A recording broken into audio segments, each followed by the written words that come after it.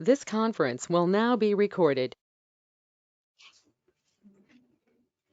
Statement of financial position बनाते हुए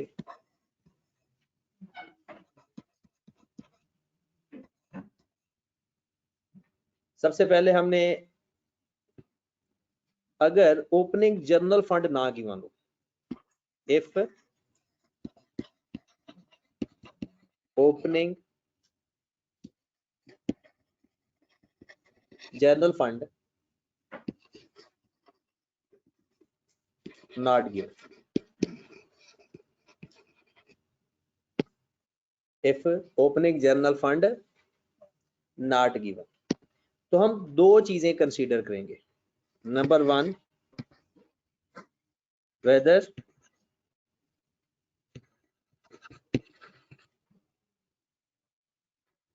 NPO start in current year.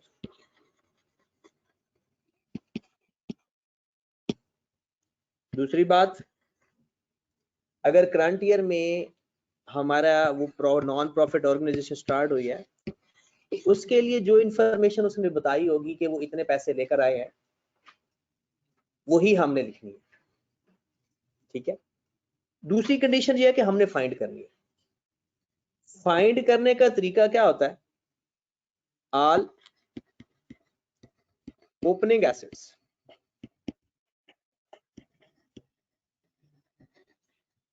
all opening assets minus all opening liabilities,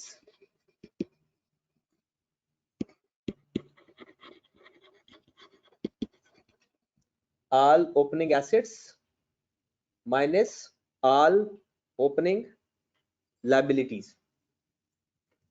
okay होगी बात?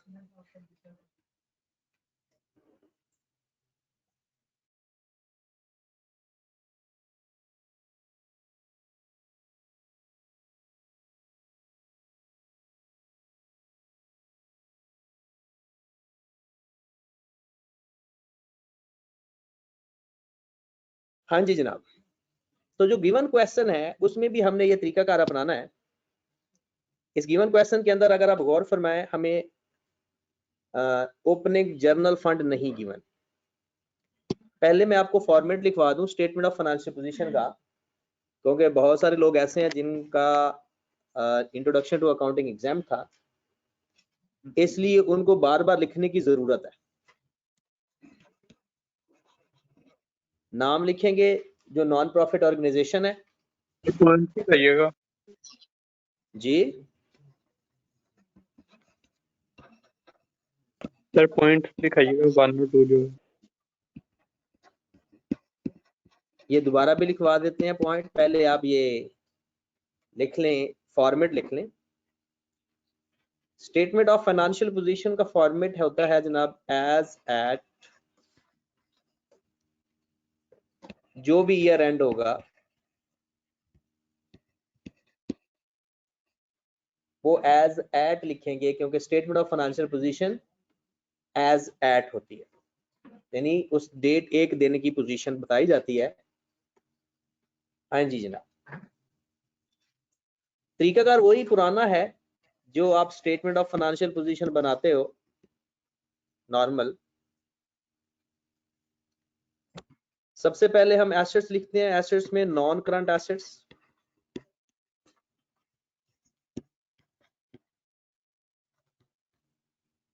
जो भी क्वेश्चन के अंदर आपको नॉन करंट एसेट्स गिवन होंगे, पहले आप वो लिस्ट लिखोगे। तो क्योंकि बात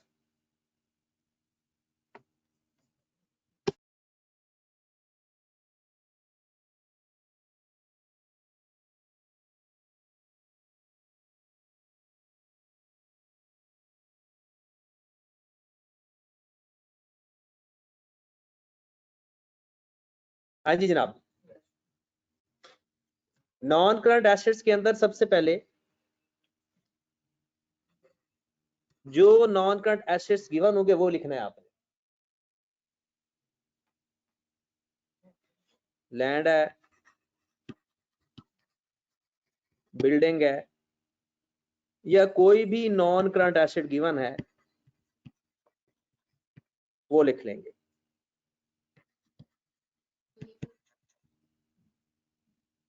ओके होगी बात?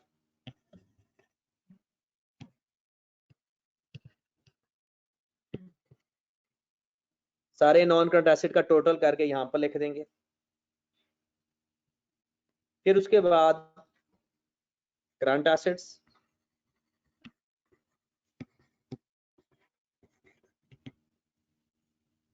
करंट एसेट में मोस्टली ट्रेडिंग स्टॉक का, वो ट्रेडिंग एक्टिविटी का स्टॉक पड़ा होता है। उसके बाद हमारे पास सब्सक्रिप्शन एरियज वाली पड़ी होती है।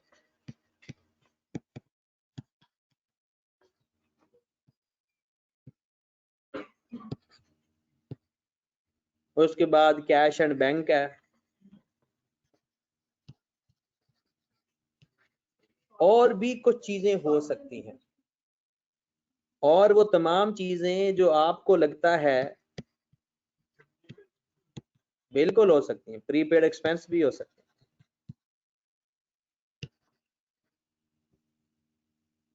उसके बाद यहाँ पर कुछ ऐसी चीजें भी हो सकती हैं कि जैसे कि स्टेशनरी अगर आपके पास कोई बच गई है, या इसके अलावा ऑफिस सप्लाईज के नाम से कोई चीज रह गई है। मतलब स्टेशनरी नॉर्मली एक्सपेंस में लिखते हैं, लेकिन अगर आपने साल खरीदी और सारी इस्तेमाल नहीं हुई, जो अनयूज्ड रह जाती है, जो अनयूज्ड रह जाती है, उसको हम कहां पे लिख देते हैं फिर? Current assets. वो भी होगी, वो भी मैं बताता हूं अभी, उसके बारे में भी हमने बात करनी है। तो इस तरह से आपने जितने आपके करंट एसेट्स अवेलेबल हैं वो आपने यहाँ पे लिखने हैं, और इस तरह से आपके पास टोटल एसेट्स फाइंड हो जाएंगे। स्टेटमेंट ऑफ फाइनेंशियल पोजीशन की एक साइड आपके पास आ जाएगी। ओके होगी बात? उसके बाद इसका सेकंड पार्ट होगा, पहले हम यहां पर लिखते थे इक्विटी एंड लायबिलिटीज, अब यहां पर लिखेंगे जनरल फंड एंड लायबिलिटीज।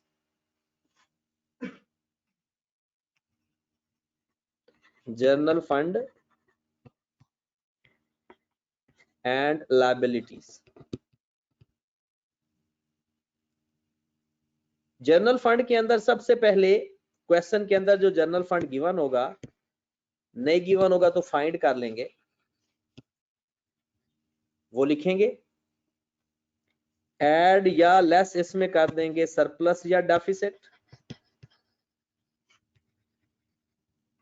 इसमें ड्राइंग्स नहीं होती, ड्राइंग्स या डिविडेंड का कोई कंसेप्ट नहीं होता, क्योंकि ये नॉन प्रॉफिट ऑर्गेनाइजेशन है। आपने लॉ में पढ़ा होगा कि नॉन प्रॉफिट ऑर्गेनाइजेशन में मेंबर्स वगैरह को डिविडेंड नहीं दी जाती, क्योंकि ये प्रॉफिट पर्पस के लिए होती नहीं है। फिर उसके बाद नॉन करंट लायबिलिटी में अगर कोई चीज आ रही है तो वो लिख लेंगे।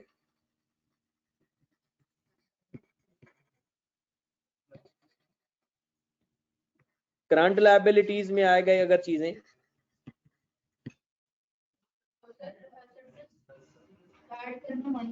प्लस करते होते हैं, सरप्लस या डेफिसिट की मैं बात कर रहा था कि सरप्लस आएगा तो प्लस करेंगे, और अगर डेफिसिट आएगा तो माइनस करेंगे।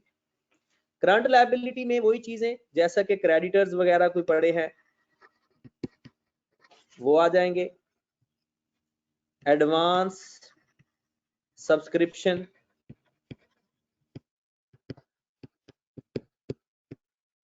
कोई बैंक ओवरड्राफ्ट है,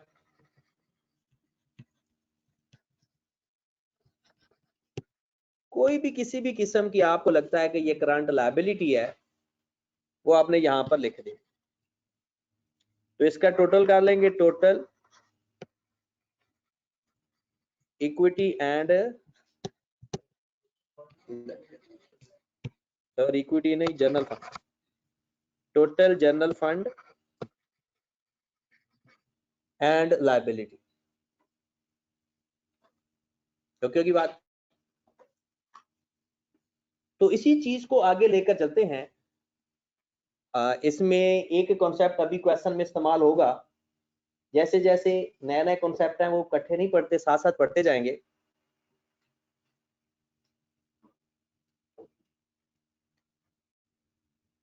तो इस क्वेश्चन के अंदर सिर्फ ओपनिंग जर्नल फंड फाइंड करने वाला कॉन्सेप्ट इस्तेमाल हो रहा है इस गिवन क्वेश्चन के अंदर।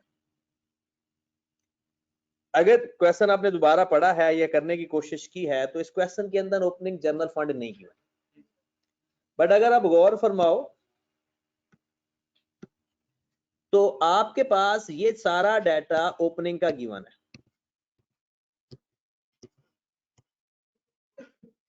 सारे ओपनिंग है ना, वो ब्रॉड ऑन ओपनिंग ही तो होते हैं। इन तमाम एसेट्स को प्लस कर लो, इसमें से लायबिलिटीज माइनस कर लो, तो आपके पास ओपनिंग जर्नल फंड आ जाए।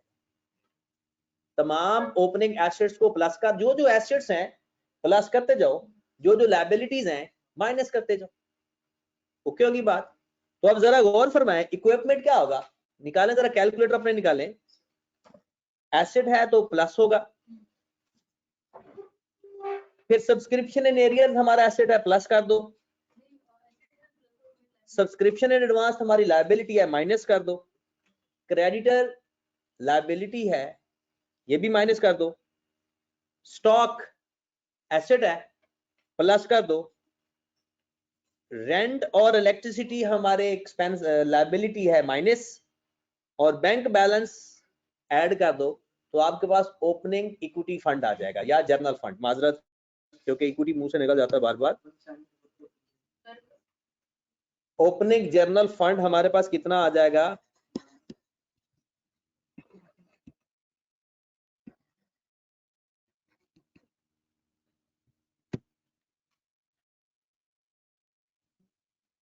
One 1744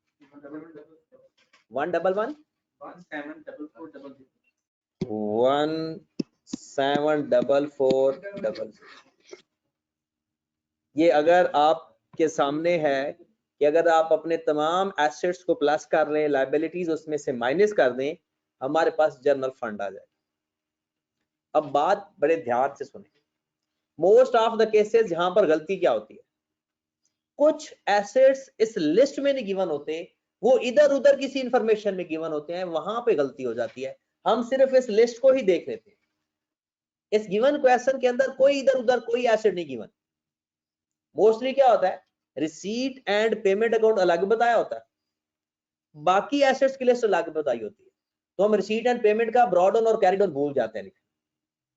receipt and payment account का ब्रॉड ऑन कैश का ओपनिंग होता है और कैरिड ऑन कैश का क्लोजिंग होता है। तो जनाब क्वेश्चन करना शुरू कर देते हैं। एनपीओ का नाम था मे फेयर। हाँ जी। स्टेटमेंट ऑफ फाइनेंशियल पोजीशन, पहले पुराने वक्तों में इसे बैलेंस शीट कहा जाता था। स्टेटमेंट ऑफ फाइनेंशियल पोजीशन,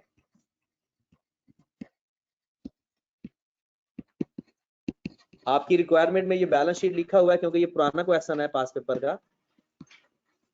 पुराने वक्तों में इसको बैलेंस शीट ही कहा जाता था। As eight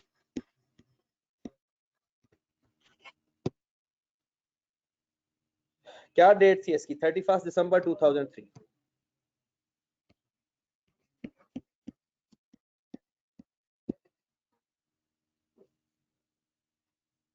non current assets,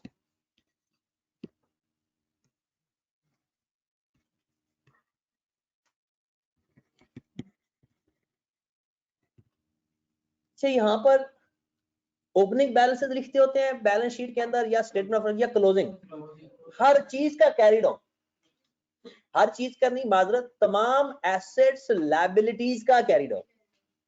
जितने एसेट्स हैं एसेट्स की लिस्ट में और जितनी लायबिलिटीज हैं लायबिलिटीज की लिस्ट में। तो हम स्टार्ट कर देते हैं। ये हमारे पास कैरिड ऑन गिवन है पहले इक्विपमेंट का 1,40,000 और पूरे क्वेश्चन के अंदर नॉन करंट एसेट एक ही है।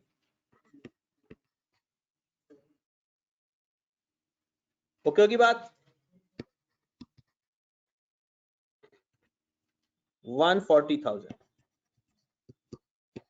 एक ही नॉन करंट एसेट है तो डायरेक्ट भी आप फाइनल कॉलम में लिख सकते हो,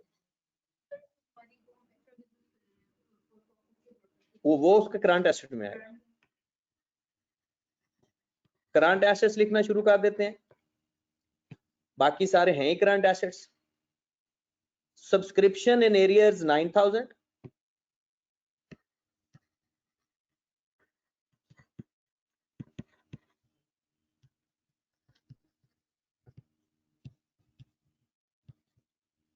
उसके बाद नेक्स्ट करंट एसेट है हमारे पास स्टॉक।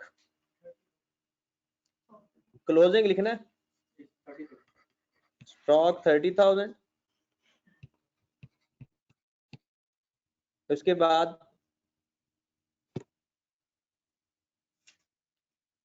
सॉफ्ट ड्रिंक स्टॉक हो गया। उसके बाद रेंट नहीं आएगा क्योंकि वो लायबिलिटी है, बैंक बैलेंस आ जाएगा 65,000। और कोई करंट एसेट अवेलेबल हो, क्लोज कर देते हैं।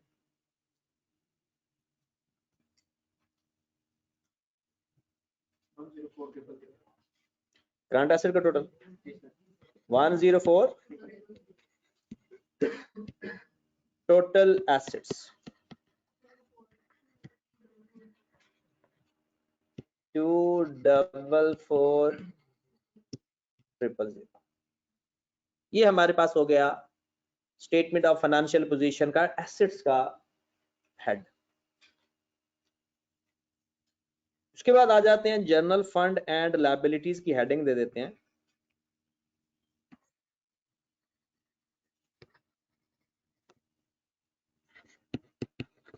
General fund and liability.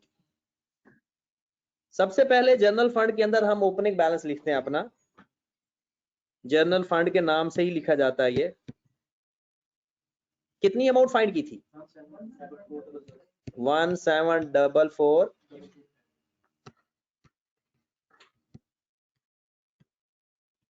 इसमें ऐड हम कर देते हैं सरप्लस। कल जो सवाल किया था उसमें हमने सरप्लस फाइंड कर लिया था 30,400। कितना हो गया टोटल? सॉरी 30,600। कितना आ गया टोटल? 205,000। डन होगी बात। उसके बाद इस क्वेश्चन के अंदर कोई भी नॉन करंट लायबिलिटी नहीं गिवन, तो हम करंट लायबिलिटी की ही हेडिंग दे देते हैं। करंट लायबिलिटीज हैं जैसे subscription in advance, creditor for stock, rent और इलेक्ट्रिसिटी पेएबल। 4 हमारे पास करंट लायबिलिटीज हैं। क्लोजिंग बतानी है। एडवांस सब्सक्रिप्शन कितनी है?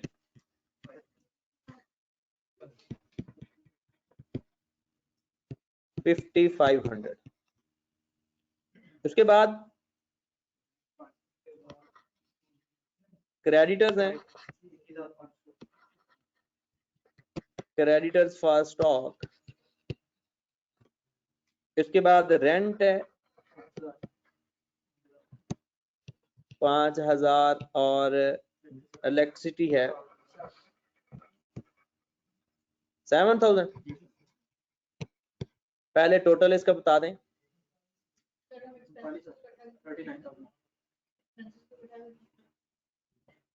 लिख सकते हैं फिर एक्सपेंस पेबल के नाम से 39,000। टोटल जर्नल फंड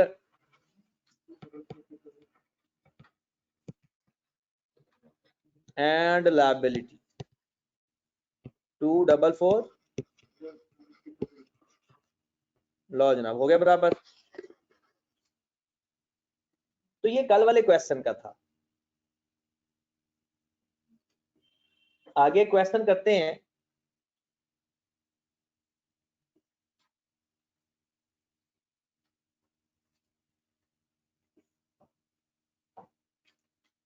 अस्सलाम वालेकुम सर। जी वालेकुम सलाम। सर कल आपने जो क्वेश्चन कराया था इक्विपमेंट का, जो लेजर बनवाया था आपने, उसमें हम रिपेयर ऐड कर सकते हैं ना लेजर के अंदर? नहीं ऐड कर सकते। रिपेयर वगैरह तब ऐड करते हैं जब उसने वो कहा उसकी रिपेयर टू लाइफ बढ़े, लाइफ या एफिशिएंसी बढ़े, तब सब्सिक्वेंट एक्सपेंडिचर को ऐड करते हैं, अदरवाइज नहीं, अदरवाइज वो अदर एक्सपेंस होते हैं। Excuse me sir. सर ऐसे मैंने एक क्वेश्चन किया था, उसमें सर जनरल एंट्री पास करनी थी हाँ जी, सर, उसमें उसने लाइफ चेंज नहीं थी मगर उसने एंट्री पास की थी, मतलब रिपेयर टू एसेट। आशिद भाई आप शायद इस चीज को कंसीडर नहीं कर रहे, उसमें एक पार्ट रिप्लेस किया था मशीन का, वो 4 मिलियन वाली एंट्री की आप बात कर रहे हैं, उसमें एक पार्ट रिप्लेस किया था। जब भी एसेट के यूज होने के बाद यस अगर कोई एक्सपेंस लाइफ एफिशिएंसी ये दो बढ़ाए तो ऐड करते हैं एसेट के अंदर, एसेट को डेबिट करते हैं, या कोई एक पार्ट रिप्लेस किया जाए सिग्निफिकेंट पार्ट तब ऐड करते हैं। तो उस सवाल के अंदर लाइफ की बात नहीं होती, लेकिन पार्ट की बात होती। हाँ जी जनाब, किसी और का सवाल था वो पूछे, फिर अगले सवाल पे चलते हैं। तो सर काइंडली सॉल्यूशन दिखा दीजिएगा स्क्रीनशॉट लेने। चले जनाब, नेक्स्ट क्वेश्चन निकालें जरा। सर जी, ये सब्सक्रिप्शन में जो क्रेडिट साइड पे ब्रॉड ऑन और कैरिड ऑन है, इसके बारे में जरा बता दें, जो लायबिलिटी होती है हमारी। सब्सक्रिप्शन जो एडवांस में होती है ना, वो हमारी लायबिलिटी होती है, क्योंकि इनकम की नेचर है सब्सक्रिप्शन, और जो एरियर्स होती है वो रिसीवेबल इनकम होती है, इसलिए वो एसेट है हमारा। ठीक है, चलें जनाब क्वेश्चन 10 पे आओ। इस क्वेश्चन से पहले दो चार बातें मैं आपको बताता हूं, ताकि क्वेश्चन करते हुए आपको परेशानी ना हो।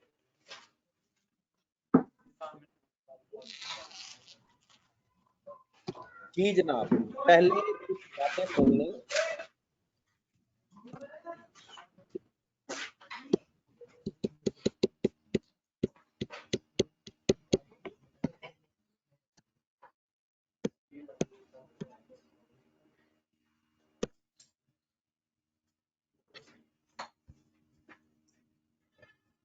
ये वैसे आप लोगों की, काफी लोगों की इंट्रोडक्शन टू अकाउंटिंग एग्जाम थी, जिसकी वजह से शायद IS2 के बारे में आपको बहुत ज्यादा नहीं पता।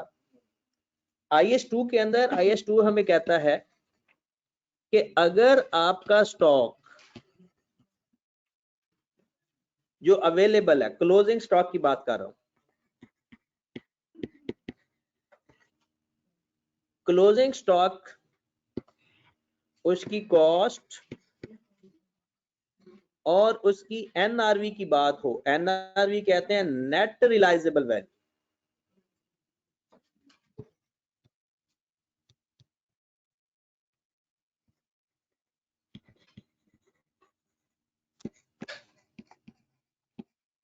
NRV। ये होता क्या चीज है, इसके बारे में थोड़ा सा सुन लें, मैं पूरी डेफिनेशन तो नहीं बताऊंगा अभी। Future expected net selling price,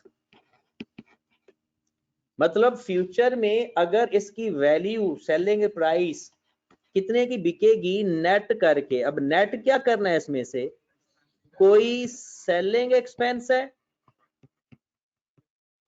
या डैमेज होने के केस में कोई रिपेयर करवाना पड़ गया बिफोर सेल, तो वो माइनस करेंगे, उसे बोलेंगे आप NRV। रिटर्न्स नहीं, ये क्लोजिंग स्टॉक है मेरे भाई, कैसी बातें करते हो। क्लोजिंग स्टॉक हमारे पास मौजूद होता है, एक तो उसकी ओरिजिनल कॉस्ट होती है, ओरिजिनल उसकी जो वैल्यू है वो, और एक होती है कि फ्यूचर में उसने बिकना कितने का है, उसकी बात हो रही होती है। अब फ्यूचर में बेचने के ऊपर अगर कोई सेलिंग एक्सपेंस आ गए, या अगर वो डैमेज या रिपेयर हो गया, आपने उसको पहले रिपेयर करवाया उसके बाद बेचा, तो उससे नेट कर लेना। अब वो स्टैंडर्ड हमें कहता है कि इनमें से जो लोअर अमाउंट होगी, lower of cost and NRV, आपने अपना स्टॉक उस पे लिखना है, क्लोजिंग स्टॉक।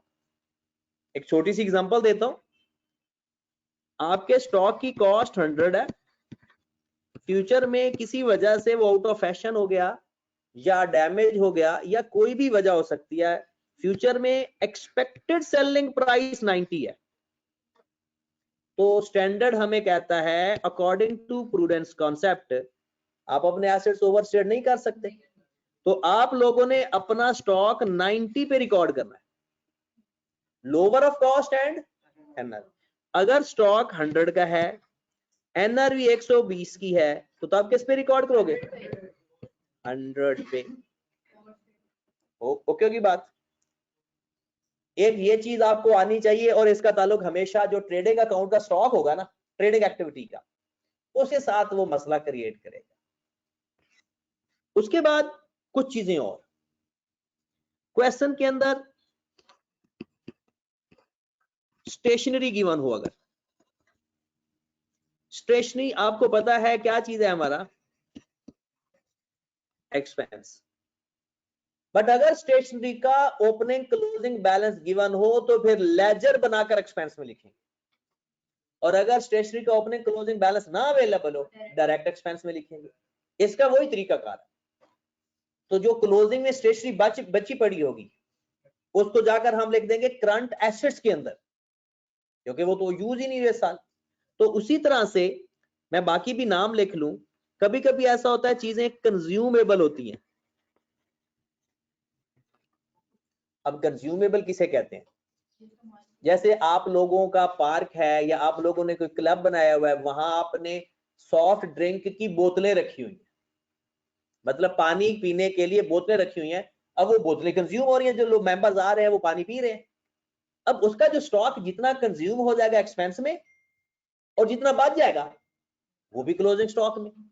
उस कंज्यूमेबल का भी यही काम, ये भी हमारा एक्सपेंस होता है। बट अगर कंज्यूमेबल का ओपनिंग क्लोजिंग गिवन होगा तो लेजर बनाकर एक्सपेंस में लिखेंगे, और अगर ओपनिंग क्लोजिंग स्टॉक नहीं गिवन होगा तो डायरेक्ट लिख देंगे। इसी तरह से कभी कभी ऑफिस सप्लाईज के नाम से चीज आती है, ये भी हमारा एक्सपेंस होता है।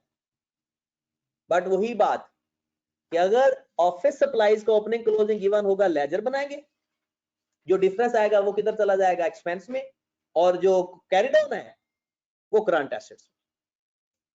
अगर हम लेजर बना लें तो क्योंकि ये ब्रॉड ऑन इस साइड पर आएगा, इसका कैरी डाउन यहां पर आएगा। ड्यूरिंग द ईयर जितनी खरीदी या जो ट्रायल बैलेंस में ये जो पेमेंट की वो यहां पर आ जाएगा, और डिफरेंस किस में चला जाएगा? इनकम एंड एक्सपेंडिचर में, एक्सपेंडिचर्स के अंदर। ये पेड है और ये for the year. Income and expenditure में तो फॉर द ईयर ही जाएंगे ना। ओके की बात। चलें जी, देख लेते हैं फिर कुछ चीजें। एक सवाल देखते हैं पूरे का पूरा, और नमाज से पहले हमारे उसके इंशाल्लाह बन जाएगी इनकम एंड एक्सपेंडिचर अकाउंट, उसका आराम से बन जाएगा, और पॉसिबल है कि स्टेटमेंट ऑफ फाइनेंशियल पोजीशन भी बन जाए जी। क्वेश्चन नंबर, अच्छा सवाल है ये, इसमें कुछ ट्रिक्स भी हैं। क्वेश्चन नंबर 10, इसमें सब्सक्रिप्शन के अकाउंट में सबसे बड़ा ट्रिक है, सबसे बड़ा ट्रिक। बाकी सारे सवाल इसमें आसान है। हाँ जी, करना स्टार्ट करें।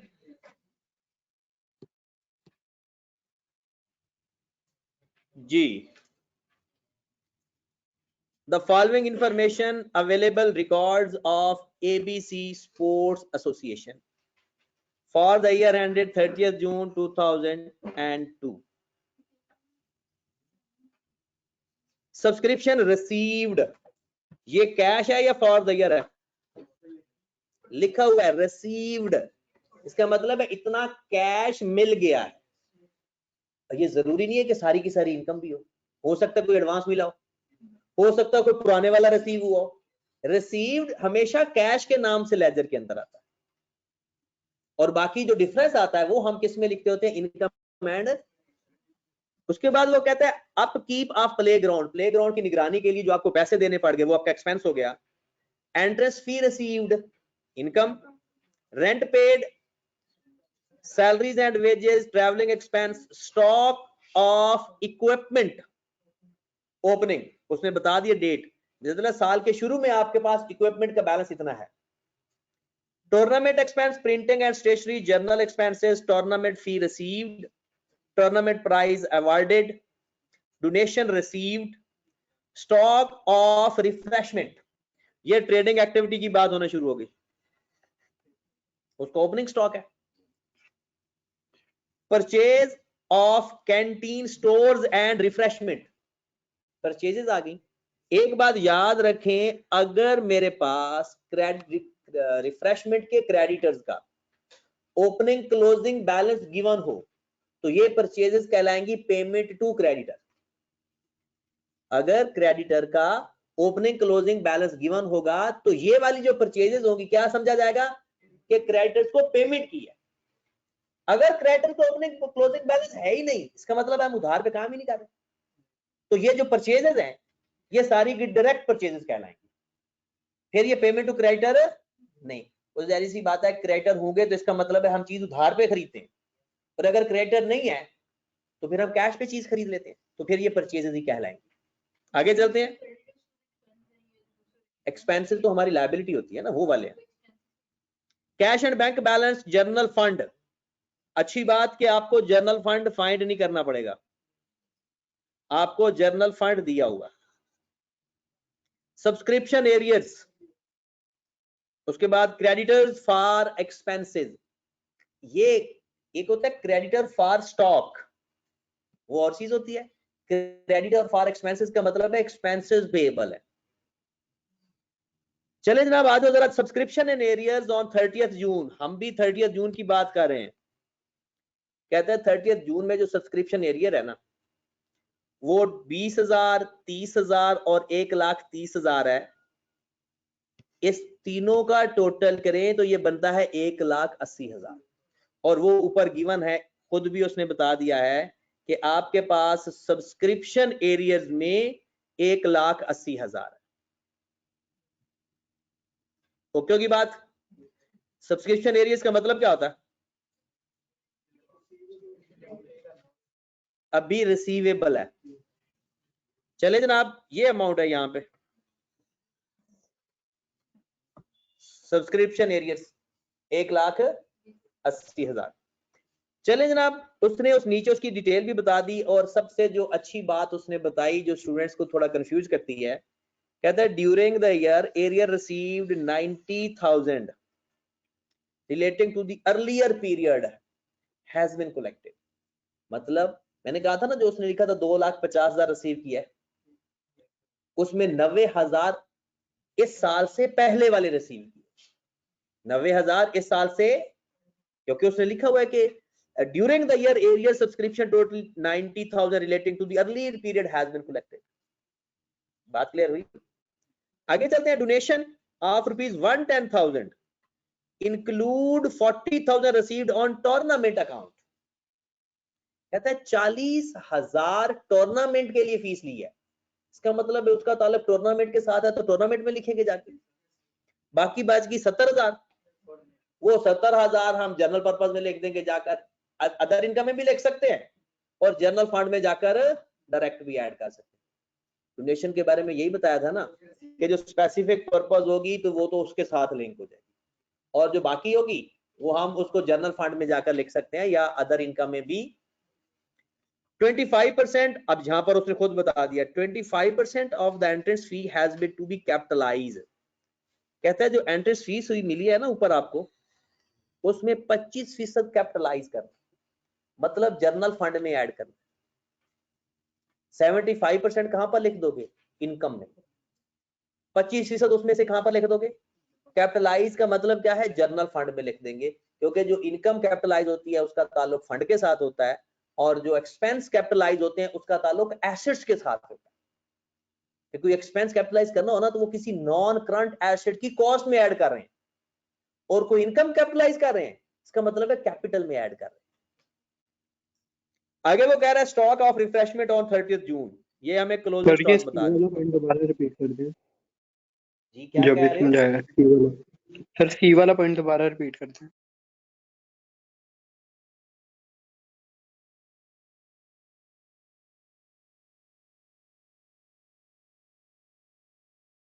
25% वाला जो आपने बताया of entrance fees to be capitalised.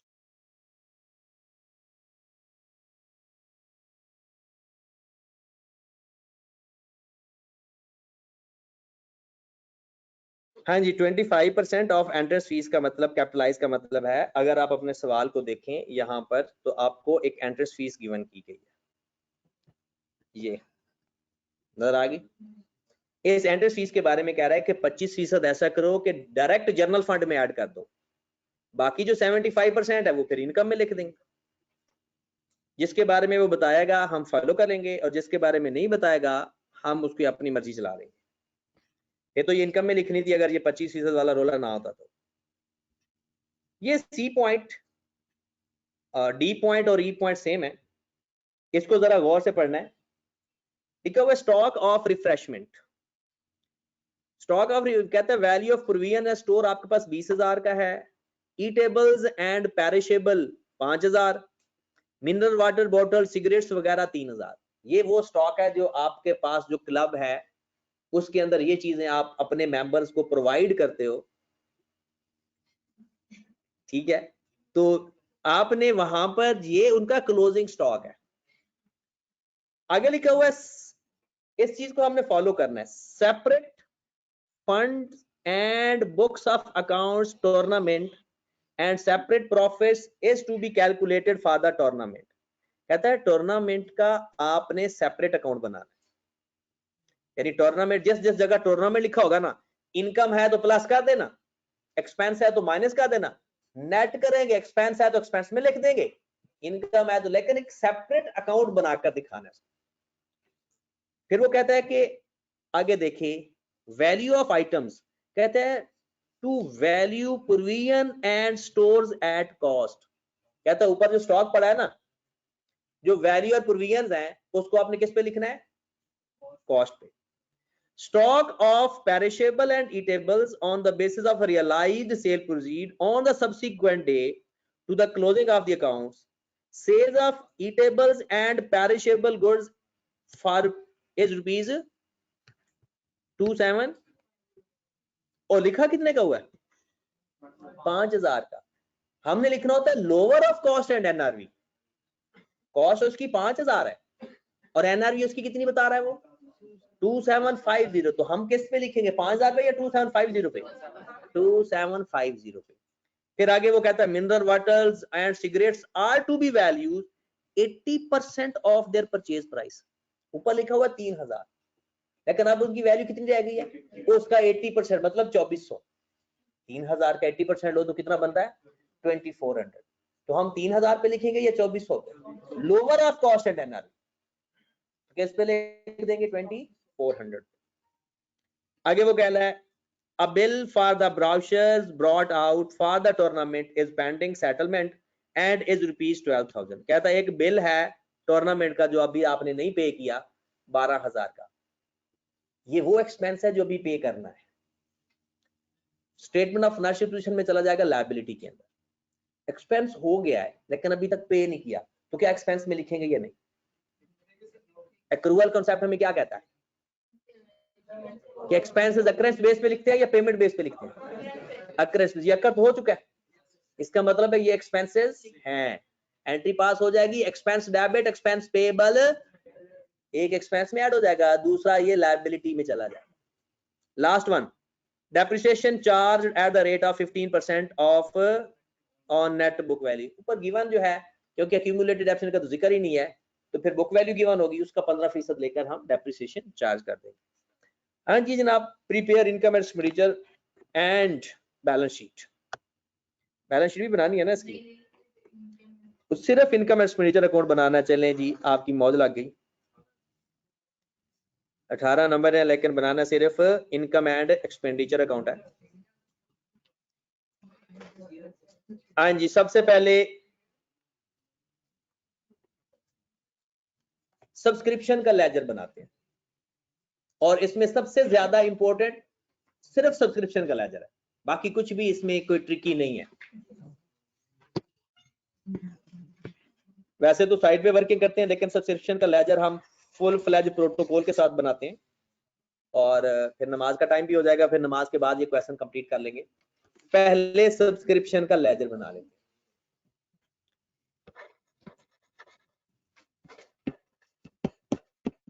Subscription account,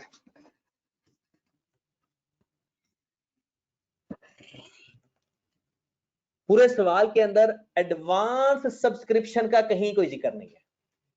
पूरे सवाल के अंदर एडवांस सब्सक्रिप्शन का जिक्र नहीं, तो वो नहीं लिखेंगे।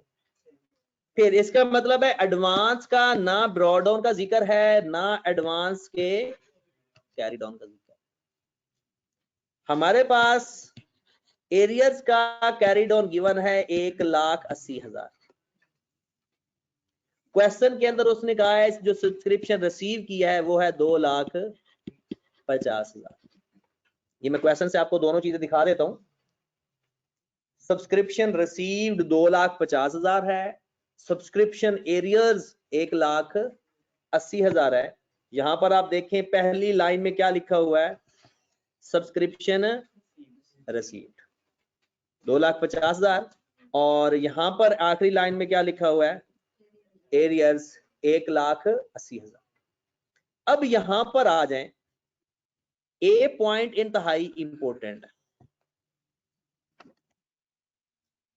उसने हमें बताया है कि जो सब्सक्रिप्शन एरियर्स हैं इस साल के एंड पे वो 1,80,000 है, लेकिन हैं कैसे कैसे, 20,000 पुराना अभी तक भी नहीं मिला, इसका मतलब स्टिल रिसीवेबल है, और 30,000 भी अभी स्टिल रिसीवेबल है। राइट ऑफ जब तक नहीं कहेगा हमने करना नहीं, और 1,30,000 इसी साल का है। टोटल मिलके कितना बन गया, 1,80,000। अब आपने मुझे बताना है जब साल का शुरू था, ये बड़े ध्यान से बात सुनने वाली है, तो 20,000 और 30,000 तो ये साल के शुरू में भी होगा, क्योंकि ये पिछले साल भी रिसीवेबल था। इस साल का तो सिर्फ 1,30,000 है, इस साल का सिर्फ 1,00,000, वो पिछला इस साल भी नहीं मिला है, इसलिए ऐड हो गए, टोटल रिसीवेबल 1,80,000 हो गए। अदरवाइज उसने स्ट्रेट फॉरवर्ड बताया है कि ये 20,000 और ये 30,000 पिछले सालों के हैं। इसका मतलब है जब मैंने पिछले साल के बैलेंस क्लोज किए होंगे, जो ये रिसीवेबल में आ रहे होंगे, तो फिर इस साल के शुरू में भी आने चाहिए। लेकिन एक इंटरेस्टिंग और बात, ये 50,000 वो अमाउंट है जो हमें अभी तक नहीं मिली, और हालांकि साल के शुरू में मिलने वाले थे पैसे। नीचे वाली लाइन पढ़े, during the year arrear subscription total 90,000 relating to the earlier periods has been collected. वो कहता है कि 90,000 मिल गए हैं, वो भी कब के थे, पुराने, मिले किस साल, इस साल। 50,000 अभी भी नहीं मिला। इसका मतलब ये हुआ साल के शुरू में सिर्फ 50,000 रिसीवेबल नहीं था, 1,40,000 था। ये बात थी। देखिए जो 90,000 इस साल मिला है वो भी तो अर्लियर पीरियड का है, तो साल के शुरू में वो किस नाम से आ रहा होगा, रिसीवेबल के नाम से। और वो जो ऊपर 20 और 30 लिखा हुआ है ये भी अर्लियर पीरियड के हैं, ये तो अभी भी नहीं मिले। इसका मतलब है ये साल के शुरू में भी रिसीवेबल थे, साल के, लेकिन इस 20 और 30 में से 90,000 एक मिल चुका है। तो साल के शुरू में जो हमारे रिसीवेबल थे ना, वो सिर्फ 50,000 नहीं थे, उनमें 90,000 भी था जो इस साल मिल चुका है। लेकिन हमने तो ब्रॉड ऑन में लिखना है सारे ही, तो ब्रॉड ऑन था हमारा 1,40,000। ये ट्रिकी बात थी इसके अंदर। मैं दोबारा भी बताता हूं, इस 1,40,000 की डिटेल में लिखने लगा हूं। 20,000 और 30,000 तो स्टिल लिखे हुए हैं ना, लेकिन ड्यूरिंग द ईयर जो 90,000 मिला है साल के शुरू में वो भी रिसीवेबल था, तो इसलिए टोटल हमारा 1,40,000 साल के शुरू में रिसीवेबल था, और जितना मिल गया वो दोबारा तो रिसीवेबल में नहीं लिखेंगे, बाकी 50 पिछले सालों का बचा हुआ है, 1,30,000 मजीद रिसीवेबल है, वो स्टिल क्या, कौन से रिसीवेबल में से 90,000 नहीं, वो तो जब हमने ये कैरिड और लिखा 1,80,000 उसमें 90,000 नहीं है।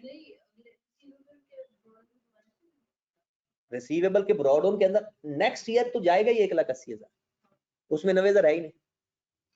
क्लोज कर देंगे। देखिए आपके पास ब्रॉड ऑन आ गया, कैरिड ऑन आ गया, और कैश 2,50,000 आ गया। ये जो कॉन्सेप्ट है ना, ये पेपर में 1-2 दफा आ चुका है। ये कॉन्सेप्ट समझने वाली बात है। क्लोज कर देते हैं। हमारे पास इनकम एंड एक्सपेंडिचर अकाउंट के अंदर जो बैलेंसिंग फिगर आएगी वो चली गई। कितनी अमाउंट है? 290,000। लो जनाब, सबसे बड़ा कॉन्सेप्ट यही था। इसके बाद छोटे छोटे से कॉन्सेप्ट है। ठीक है, आप लोग नमाज पढ़ लो, फिर आज क्लास जल्दी शुरू कर देनी है। ठीक है, मैक्सिमम 6:15 तक आप लोग सारे वापस आ जाना। ठीक है, ताकि हम ना एक सवाल और भी करना है। ओके जी, अल्लाह हाफिज़। सर जी